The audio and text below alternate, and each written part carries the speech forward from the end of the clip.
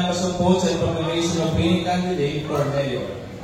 May 12, 2025 national, local, and barn parliamentary elections.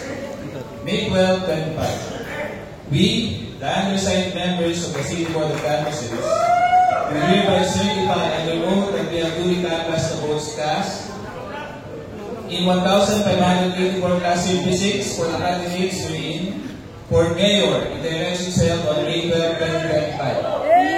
Attached here to and forming part thereof is a statement of votes by precincts CEF number 20-8 garnered by each candidate for the office of mayor. That after such canvass, it appears that Dumagoso Isko Moreno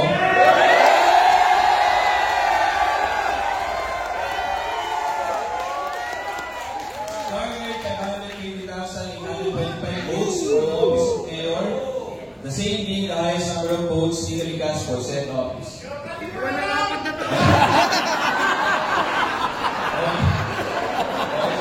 the basis of the foregoing, we hereby proclaim the above named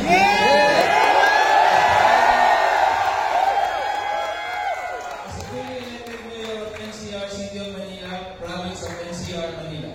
In witness whereof, we affix our signatures and print our landmarks in the City of Manila, province of NCR Manila on May 13, 2025, 8:50 p.m. City Board of Canvassers, Jerry Jimenez, Chairperson, Giovanni Tine, Vice Chairperson, Teresa Lumela, Member Secretary.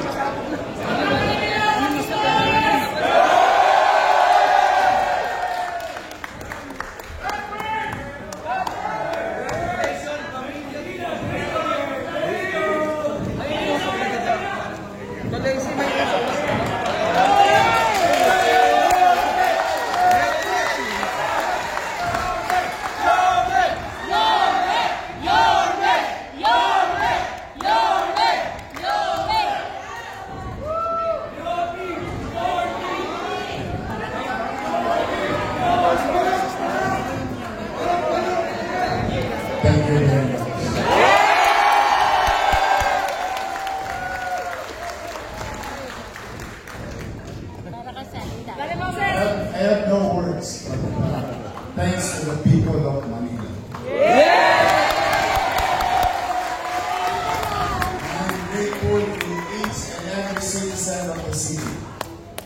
In this type of mandate, I really owe it to you.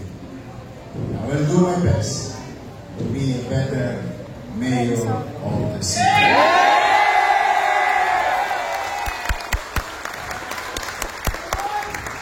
Lastly, ako naman, alam ko sa June 30 pa ako uupo, baka naman kumipisa pa yung salita ko ngayon. Una tayo bukas!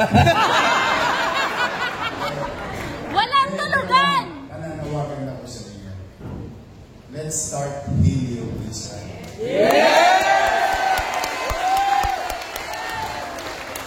Too many words, hurtful words, wrong to us and to you. I know. But sabi nga, let's be magnanimous in victory.